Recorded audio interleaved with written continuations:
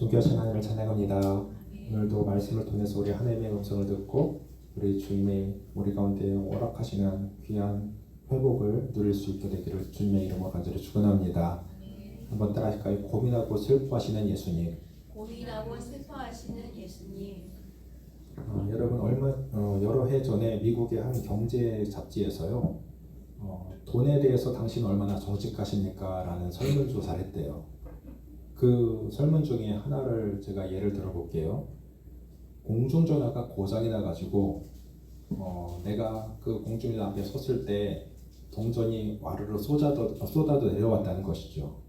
그러면 밤거리고 아무도 보는 사람이 없는데 이 쏟아져 나온 돈을 어떻게 하겠습니까? 라는 조사였어요. 자, 그 대답에 그 60% 정도가 나는 그 동전을 내 주머니에 넣겠습니다. 60%가. 그리고 20%는 나는 이 주머니에 그 동전을 넣되 그 전화국에 내가 전화를 해서 어느 공중전화가 고장이 났다라고 알려주겠습니다 라고 했대요. 그리고 나머지 20% 정도의 사람만 이 동전을 내가 전화국에 갖다 주겠습니다 라고 말했다는 겁니다. 자, 여러분 같으면 이런 상황에서 어떻게 하시겠습니까? 내가 그 공중 앞에 섰을 때 동전이 와르르 쏟아져 내려왔을 때 여러분 같으면 어떻게 하세요? 이 세 가지 범주 중에서 갖다 주실래요? 그 20%의 사람이 될 수 있겠습니까? 저는요 실제적으로 이 경험을 한 적이 있어요. 오래전에 제가 정말 학생 때 공중학 앞에 그 동전이 막 들어가 있는데 막혀 있는 거죠. 그래서 이렇게 제가 좀 두드리고 했더니 동전이 확 쏟아졌어요. 제가 어떻게 할게요? 아싸! 그리고 저는 제가 그 동전을 가졌던 기억이 나요. 솔직하게 고백합니다. 그런데 정말 이 설문조사처럼 60% 사람들은 그렇게 자기 주머니에 그 동전을 넣고 한 20% 사람만 그 정직하게 전화국에 그 동전을 갖다 줬다는 것이죠. 대부분 그렇습니다. 우리 심정이라는 것이 그래요. 이게 푼돈인데 내가 큰 돈을 주었다고 한다면 가서 신고하겠지만 이 정도쯤이야 가져도 되겠지. 여러분 우리가 하나님 앞에 우리가 삶을 살아갈 때 참 얼마나 내가 하나님 앞에 정직한지를 한번 돌아볼 수 있기를 바라요. 우리 신앙들을 볼 때 우리 신앙이 어떤 의미에 들거나 또 이상한 생각이 들 수 있습니다. 성경 속에서도 우리가 난제를 만나기도 하고 이해되지 않는 성경을 만날 때가 있지 않습니까? 그런데 믿어지지 않아도 아닌 척하는 경우 다 믿어지는 것 같아. 그리고 너무 힘들고 괴롭고 슬픈 일을 내가 만났을 때도 꾹 참고 내가 안 힘든 척하는 사람들, 그것이 그 인내하는 것이고 그것이 오히려 신앙적으로 더 성숙해 보인다고 하는 어떤 그런 생각들, 그럴 수 있습니다. 그래서 내가 하나님 앞에서도 사람들 앞에서도 물론이고 하나님 앞에서도 아닌 척 할 때가 많이 있을 거라는 거예요. 하나님을 향한 감정과 자세가 정직하지 못할 때가 많다는 겁니다.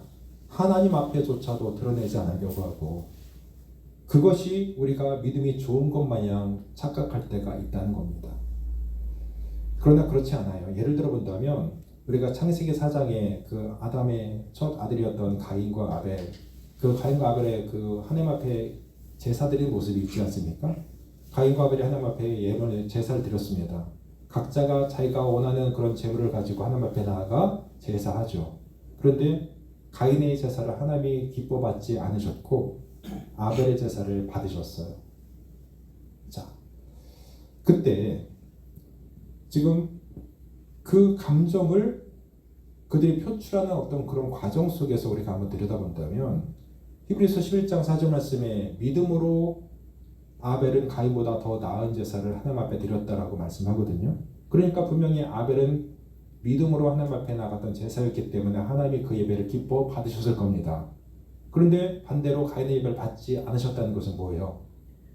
그가 아벨처럼 믿음의 제사를 드리지 못했기 때문이었겠죠. 어떤 형식적인 모습으로 믿음 없이 나갔기 때문에 하나님은 그 예배를 받지 않으셨을 겁니다. 그런데 그 자기가 드렸던 예배 자기가 드렸던 제사가 거절당했을 때에 하나님 받지 않으실 때 이 가인의 심정 어떠했을까? 분명히 서운함이 있었을 겁니다. 왜 서운은 없었겠습니까? 서운함이 있죠. 자기가 잘못했어도 일단 거절당하면 서운한 것이 우리 사람들의 마음이지 않습니까? 가인은 자신의 제사를 거절하신 하나님 앞에 그런 감정을 느꼈을지라도 그 감정을 겉으로 드러내진 않아요. 겉으로는 표현할 척했습니다. 그러나 그 마음속에 있는 서운함이 점점 분함으로 바뀌었고, 그리고 결국에는 동생을 시기하고 질투하는 마음으로 변질됩니다. 그러다 보니까 그 감정을 쏟아내지 못하고 오히려 숨기고 털어놓지 않다가 결국 친동생 아벨을 죽이는 데까지 첫 살인자가 되어지는 이런 비운의 주인공이 되지 않을까요? 참으로 아쉬운 대목이 아닐 수 없습니다. 만약에 가인이요, 예를 들어서 그 서운했던 감정을 하나님 앞에 가지고 나가서 하나님, 왜 제가 드리는 예배를 거절하셨어요? 좀 저 서운해요. 저도 할 만큼 했어요. 왜 제 예배는 안 받으시고 저 동생의 제사만 예배만 받으셨어요? 저 분명히 서운함이 있어요, 하나님. 이렇게 정직하게 고백했다고 한다면 어땠을까요? 분명히 하나님께서는 그랬다면 가인이 그렇게 자기의 마음을 직접적으로 하나님 앞에 드러내고 오히려 정직하게 하나님 앞에 자신의 감정을 소화했다라고 한다면 분명히 하나님은 정말로 차분하고 이렇게 인자한 음성으로 그 이유를 말씀해 주셨을 겁니다. 가인아, 아벨은 나에게 믿음으로 예배 드렸어. 그래, 너는 내가 볼 때 믿음이 없는 것 같아. 그래서 자기의 어떤 솔직한 감정을 하나님이 터치해 줬을 때 하나님은 분명히 그 서운함, 그것을 만져 주었을 것이고, 그래서 분명히 그런 과정 속에서 가인은 내가 이것 때문에 하나님이 내 예배를 받지 않으셨구나. 그러면 다시 내가 믿음으로 아벨처럼 동생처럼 예배해야 되겠구나. 그렇게 깨닫고 하나님 앞에 정말 아벨처럼 믿음으로 제사하며 나아가지 않았겠습니까? 그런데 그는 그 감정을 해소하지 못했어요. 그 서운한 감정을 그냥 드러내지 않고 있다가 동생을 죽이는 것으로 자기의 감정을 해소했다는 거예요. 여러분, 서운한 마음, 그건 우리에게도 다 있습니다. 우리가 살아있는 사람인데 왜 서운함이 없겠습니까? 누구에게나 다 이런 감정이 있어요. 사랑하는 사람한테도 서운함이 있고, 남편한테, 아내한테, 친구한테, 동료한테 서운한 것이 다 있습니다. 심지어 저한테도, 여러분 목회자인 저한테도 서운함이 있을 것이고, 성도들끼리도 서운함이 있을 것이고, 여러 가지로 우리는 분명히 서운한 감정들을 느끼며 살아갑니다. 그리고 때로는 하나님 앞에도 서운함을 느낄 때가 있어요. 나름대로 하나님을 믿고 내가 기도도 열심히 하고 또 하나님을 위해서 봉사도 참 많이 했는데 정작 자신에게 돌아온 것은 사람들에게 오해받고 상처 입고 혹 자신이나 집안일이 잘 풀려지지 않거나 어려움을 처할 때에 우리는 하나님 앞에 서운한 감정을 느낄 수 있다는 겁니다. 여러분, 그런 감정 없으셨습니까? 그동안 신앙생활을 하면서 그런 감정을 느낄 수 있어요. 우리는 사람이기 때문에. 하나님 앞에도 서운한 감정을 느낄 수 있습니다. 하나님 왜 제 삶을 이렇게 그냥 방치해 두시는가, 이런 감정을 들 수도 있을 것이고, 그럴 때 여러분 어떻게 그 감정을 해소하십니까? 가인처럼 아닌 척 합니까? 그 서운함을 가슴에만 품고 있습니까? 어떻게 하나님이 이러실 수 있나라는 서운함을 더 키우고 있지는 않습니까? 여러분, 때때로 하나님 앞에 서운한 감정이 들 때가 있다면 그 서운함을 키우지 마시고요, 정직하게 하나님 앞에 좀 가지고 나아가서 그 하나님 앞에 자기의 진짜 마음을 좀 토로하면서 아뢰실 수 있길 바라요.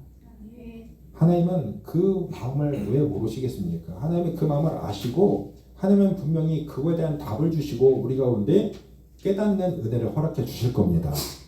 우리가 감정을 숨기고 있어서 그렇지. 자, 그러면 그 감정을 솔직하게 하나님 앞에 표현했던 사람을 한번 예를 들어 볼까요? 그래서 그 감정을 숨기지 않고 드러내서 하나님 앞에 나아가서 큰 하나님의 은혜를 누렸던 사람, 바로 저는 엘리야를 꼽고 싶습니다. 여러분 열왕기상 우리가 이전에 봤었잖아요. 19장에 보면 엘리야가 하나님 앞에 그 감정을 솔직하게 쏟아놓는 그런 모습을 보고 있는데, 여러분 그 열왕기상 18장에 보면 큰 사건이 나오죠. 갈멜산에서의 영적인 전쟁, 바로 바알 선지자 450명과 대결을 벌이는 엘리야의 모습이 나오지 않습니까? 그 여호와 하나님 앞에 이제 바알 신과 하나님, 그가 누가 참 신이신지를 우리가 한번 대결해 보자. 너희 450명이 다 바알을 불러라. 나는 여호와 하나님을 부르겠다. 그래서 결과적으로 우리가 그 모든 사건을 다 말씀드릴 수 없겠지만, 결과적으로는 엘리야가 그 영적인 전쟁에서 승리하지 않습니까? 그래서 그 승리로 인해서 갈멜산에 있었던 모든 바알 선자들을 다 쳐 죽였습니다. 그런 엄청난 영적인 전쟁의 승리, 이 엘리야는 전무후무한 그런 놀라운 하나님의 영광을 보게 하셨어요. 그런데 이 사실을 알게 되었던 아합과 이세벨이 어떤 반응을 보입니까? 엘리야에게 사신을 보내서 내일 이맘때에 반드시 네가 쳐 죽인 그 바알의 선자들과 같이 내가 반드시 너를 죽일 것이다. 이런 엄포를 놓지 않습니까? 그래서 그 답보를 받는 순간에 엘리야는 엘리야답지 않게 겁을 잔뜩 집어먹고 이제 목숨을 위해서 도망을 갑니다. 광야길을 한 채이나 달려서 그는 어느 로뎀나무 아래 쭈그려 앉아서 하나님 앞에 조카오니 나를 죽여달라고 고백합니다. 하나님, 이제 다 끝났어요. 이제 하나님 내 목숨을 거두어주세요. 나를 죽여주세요. 그렇게 고백합니다. 왜 그랬을까요?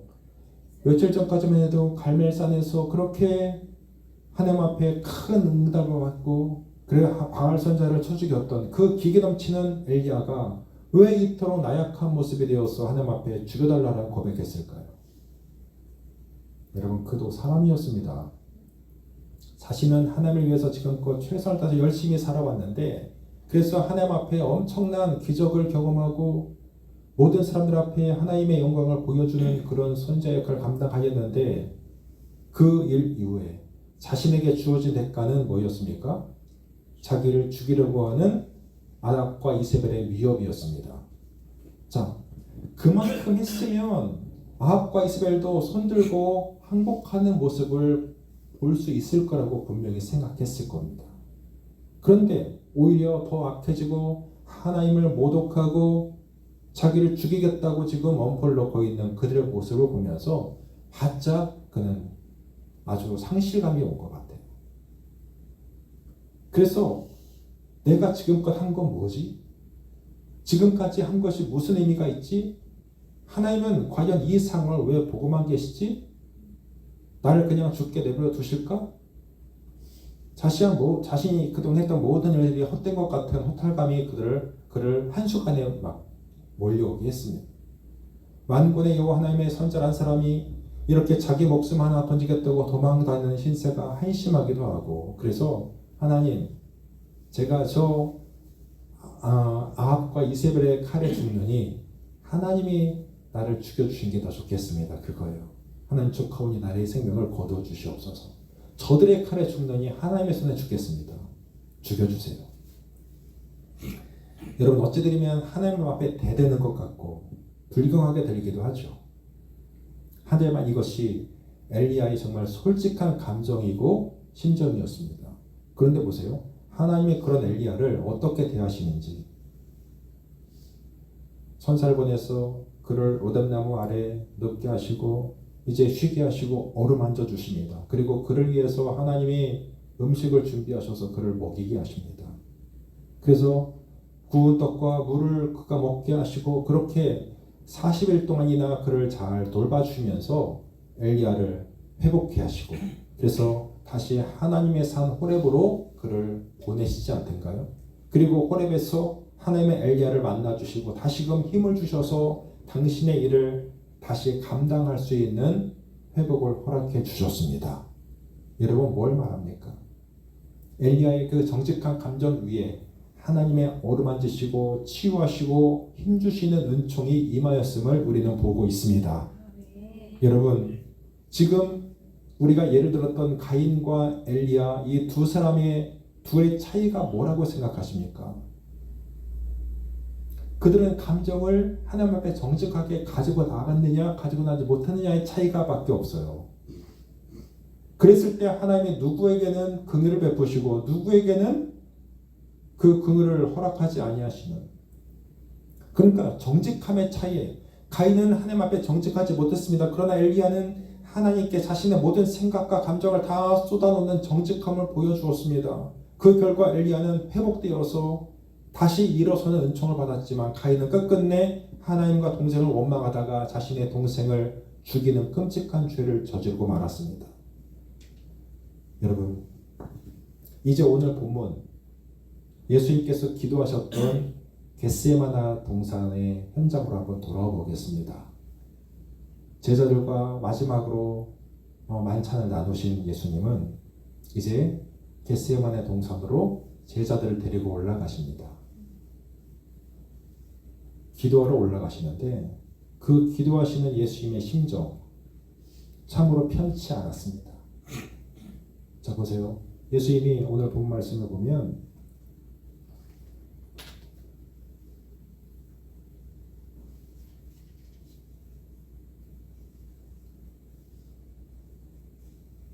지금 36절부터죠. 이 예수께 제자들과 함께 겟세마네라는 곳에 이르러 제자들에게 이르시되 내가 저기 가서 기도할 동안에 너희는 여기 앉아 있으라. 그 예수님의 제자들을 다 데리고 가셨습니다. 그 유다만, 예수님을 팔아 넘기는 유다만 이 자리에 없고 11제자가 지금 이 자리에 함께 있었는데 지금 이들을 다 데리고 예수님은 겟세마네 동산 올라가시다가 지금 동산의 한 중턱에서 제자들을 여기 앉아 있으라고 말씀하세요. 그런데 보십시오. 그 다음 절에 보시면 베드로와 세베대의 두 아들을 데리시고 가실세 이렇게 말씀하셨는데 주님께서는 특별히 그 12제자 중에서도 특별히 사랑하시고 챙기셨던 제자 3명이 있어요. 바로 베드로와 야고보와 큰 야고보입니다. 야고보가 2명이죠. 큰 야고보와 요한. 그래서 이 베드로, 야고보, 요한 이 3명은 그 변화산에서 예수님의 변화하시는 모습도 이 3명만 따라갔고, 그래서 주님께서는 특별하게 이들을 다니셨던 것을 보는데 나머지 제자들은 지금 중턱에서 앉아 있으라고 말씀하시고 그 3명의 제자만 특별히 더 데리고 올라가셔서 너희가 여기서 나와 함께 기도해 주기를 원하셨습니다. 여러분, 저는 이 본문을 보면서 우리가 주님의 제자라고 하면서 주님께 과연 어떤 지금 마음으로 주님의 나를 대해주실지를 한번 생각해 봤어요. 내가 주님의 제자가 된다는 것, 그 중에서 특별히 저는 이 주님의 날마다 특별하게 챙기시고 사랑하시고 데리고 다니셨던 베드로와 야고보와 요한 이 3명의 제자의 모습, 저는 우리가 바로 주님의 특별한 관심 가운데 날마다 주님의 관심 가운데 그들을 더 특별하게 챙기시고 또 끌고 다니셨던 그 주님의 3명의 제자들 같은 삶을 우리가 주님 앞에 좀 받아 누렸으면 좋겠습니다. 그 3명의 제자의 범주에 우리가 있었으면 좋겠습니다. 그냥 중턱에 앉아있는 제자들보다도 정말로 하나님의 사랑하셔서 주님의 사랑을 받았던 제자들 같이 이 3명의 제자 같은 그런 삶을 우리가 살아가길 소망하는데, 지금 그 3명의 제자도 역시 주님과 함께 하는 그 순간에 그들은 다 졸면서 주님의 그 기도에 함께 동참하지 못하고 있는 모습을 우리는 보고 있습니다. 자, 그런데 오늘 그 모습을 보는 것이 아니라, 여러분, 하나님 앞에 예수님이 기도하러 가실 때 어떤 감정을 가지고 나아가셨는지 한번 보세요. 37절에 보시면 당시 예수님의 심정이 어떤지를 잘 보여주고 있는 대목이 있습니다. 그것은 바로 고민하고 슬퍼하사라는 표현이 있습니다. 예수님 정말로 고민스러웠어요. 그분은 참 슬펐습니다. 그리고 이어서 38절에는 3명의 제자들에게 특별히 내 마음이 심히 어떻게 고민하여 죽게 되었으니라고 말씀하십니다. 여러분, 그 심정이 너무나 괴로워서 이제 십자가의 길을 걸어가야만 하는 그 심정이 너무나도 두렵고 괴로움이 있어서 주님은 제자들에게 솔직하게 자기의 감정을 드러내셨어요. 그리고는 하나님 앞에 기도하실 때도 자신의 감정을 그대로 쏟아 놓으십니다. 내 아버지여, 만일 할만하시거든 이 잔을 내게서 옮겨 주시옵소서. 지나가게 하옵소서. 그것도 3번씩이나 동일한 기도로 하나님 앞에 나아가 기도하십니다. 얼마나 마음이 괴로우셨으면 주님은 이 솔직한 감정을 그대로 쏟아 놓으셨어요. 하나님 앞에 통곡하면서 피눈물을 쏟으시면서. 그곳이 바로 겟세마네 동산의 기도였다는 것을 우리가 기억해야 합니다. 어떤 사람들은 이 부분을 보면서 좀 실망스러워하기도 합니다. 왜요?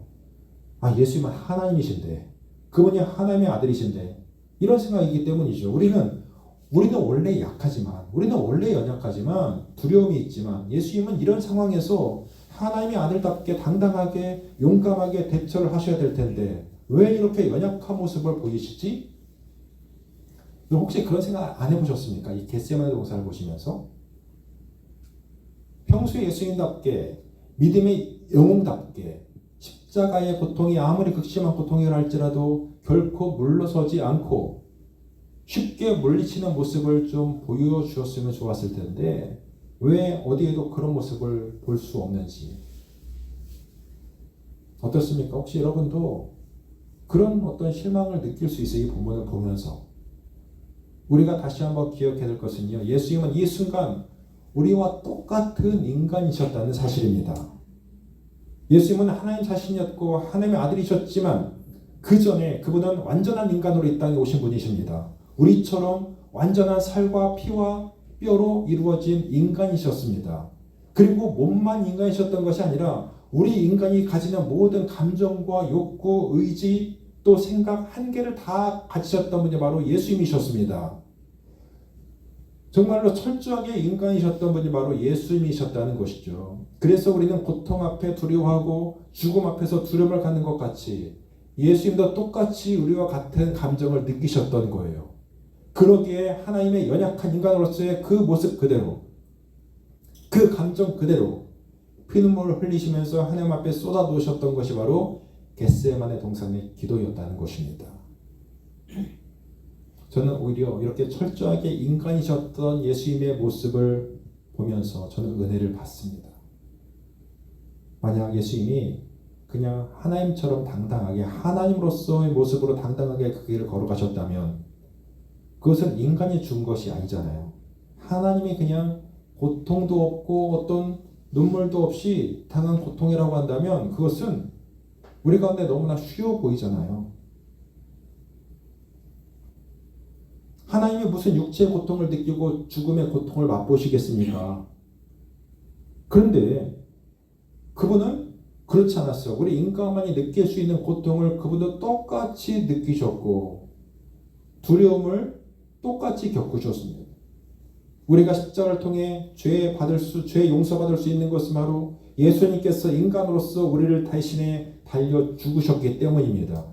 죄인은 반드시 죽어야 됩니다. 죄의 삭은 사망이라고 확실하게 성경은 선포합니다. 그러므로 십자가는 모든 인간이, 좁게는 저와 여러분이 죄값으로 달려 죽어야만 했던 자리, 그것이 바로 십자가였습니다. 거기에 달려있어야 할 것은 예수님이 아니라 저와 여러분이었습니다. 우리와 같은 죄인. 그래서 예수님은 우리와 같은 모습으로 이 땅에 오셔서 우리와 똑같은 고통과 감정을 다 느끼시고 인간으로서 그 십자가에서 죽으셔야만 했다는 거예요. 십자가에서의 모습에서 하나님으로서의 모습은 어디에도 없습니다. 우리와 똑같은 인간의 감정과 고통을 느끼셨던 그 주님. 그러기에 십자가 위에 우리의 완벽한 구원이 있는 겁니다. 우리가 느껴야 될 모든 고통과 절망, 한숨과 눈물을 모두 겪으시면서 그분이 내 죄를 짊어지고 죽어주셨기 때문에 오늘 우리는 그가 나를 그 십자가의 피로 정결케 하는 줄로 믿습니다. 그리고 저는 이렇게 철저하게 인간된 감정을 가지신 예수님을 보면서 오히려 아까 말씀드린 위로를 얻고 용기를 얻습니다. 너무나 인간적이셨기 때문에 저는 예수님이 좋고 예수님이 너무나 가깝게 느껴지는 거예요. 만약 예수님이 슈퍼맨 같이 당당하게 십자가를 어깨에 턱 짊어지고 걸어가셨다면, 야, 십자가 한번 줘봐. 뭐 가볍네, 뭐 질만하네, 아무것도 아니네, 가자 하면서 그렇게 걸어가셨다고 한다면 저는 예수님이 그렇게 가깝게 느껴지지 않았을 것 같아요. 그런데 나와 똑같은 감성을 가지신 주님, 그 십자가를 짊어지고 하시다가 수없이 넘어지시면서 고통을 당하셨던 그 주님, 결국 자기가 그 십자가를 짊어지고 가는 것을 감당할 수 없어서 구레네 사람 시몬이 대신 짊어지고 가야만 했던 그 고난의 길, 그렇게 걸어가셨던 그 주님의 고난과 또 고통이 있었기 때문에 저는 얼마나 감사한지 몰라요. 주님이 나와 같은 인간이셨구나, 이 순간만큼은. 그래서 우리가 인생에서 느끼는 모든 고통과 눈물을 다 이미 자신도 겪고 아시는 분이시기 때문에 나를 온전히 이해해 주실 수 있는 분이 바로 예수님이시구나. 그분이 나와 똑같은 인간의 한계를 경험하셨고 두려움과 아픔을 경험하셨고 연약함을 경험하셨기 때문에 내 삶에 일어날 수 있는 모든 일들을 충분하게 이해해 줄 수 있는 분이 바로 우리 예수님이라는 사실입니다. 내가 아파서 쓰러져 있을 때에, 내가 두려워서 앞으로 나가지 못하고 있을 때에도, 내가 결단하지 못하고 미적거리고 있을 때에도, 내가 외로워서 힘들어할 때에도, 내가 탈진되어서 엘리야 같이 처져 있을 때에도 예수님은 나를 보시면서, 야, 너 이것밖에 안 되니? 야, 너 정말 형편없다. 너 이 정도도 못 견디니? 우리 가운데 그렇게 꾸짖는 분이 아니십니다. 그분은 나를 보시고 조금도 꾸짖지 아니하시면서 나를 잔잔한 미소로 바라보시면서 이렇게 말씀하실 거예요. 힘들지?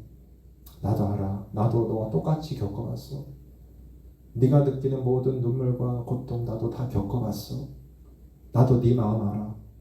힘내. 괜찮아. 내가 있잖아. 내가 힘줄게. 내가 너와 함께 해줄게. 다시 일어서게 해줄게. 괜찮아. 이런 예수님이 나의 주님이라신 것, 우리의 주님이라는 사실이 얼마나 감사하지 않으십니까?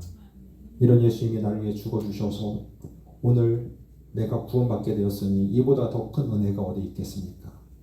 여러분, 거듭 고백하지만 이런 예수님이 계셨기 때문에 오늘 내가 존재하는 것임을 잊지 마시길 바랍니다.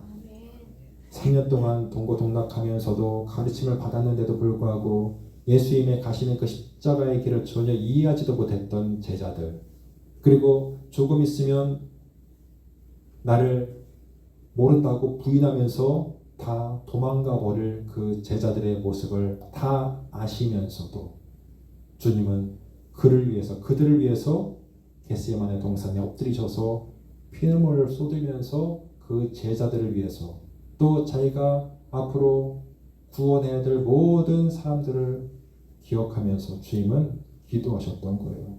우리가 그 주님의 마음을 헤아릴 수 있겠습니까? 그러므로 여러분, 우리가 하나님 앞에 좀 정직하게 서 있길 바랍니다. 주님께서도 그 순간에 인간적인 모든 감정을 숨김없이 하나님 앞에 드러내시면서, 하나님, 이 잔을 내게서 피하게 하시고, 내가 웬만하면 이 잔을 피하고 싶습니다. 하나님, 그렇지만 나의 원대로가 아니라 아버지 원대로 되기를 원합니다. 이게 바로 주님의 모습이셨어요. 우리가 회개하는 것 말고도 여러분의 감정과 생각에 있어서 좀 정직하길 원합니다. 바로 거기에 하나님의 은혜가 임하기 때문입니다. 예수님이 겟세마네에서 나를 위해서 기도하셨던 그 심정 때문에 내가 여기에 있는 것입니다. 예수님이 나 대신 십자가에 계셨기 때문에 내가 오늘 하나님의 자녀가 되었습니다. 오늘 우리가 그 예수님이 나를 위해서 고민하고 슬퍼하면서 기도하셨던 마음을 더 깊이 아셨으면 좋겠고요. 그리고 그분의 마음을 나도 품고 기도할 수 있었으면 좋겠습니다. 여러분, 사순절이 깊어갑니다. 예수님이 날 위해서 걸어가시는 그 십자가의 시간들이 다 다가오고 있습니다. 이 잔이 내게서 옮겨지기를 원하셨지만 아버지의 원대로 되기를 기도하셨던 그 주님, 자신이 겪는 모든 고통과 두려움보다도 우리를 사랑하시는 마음이 훨씬 더 크셨기 때문에 기꺼이 그 길을 걸어가셨던 그 주님, 그 주님과 나의 남은 인생을 함께 동행하여 발맞추어 걸어가다가 우리 하늘 보좌에서 그분을 기쁨으로 만날 수 있는 우리 사랑하는 에덴교회 모든 성도들 다 되실 수 있기를 우리 주님의 이름으로 간절히 축원합니다. 함께 기도하겠습니다.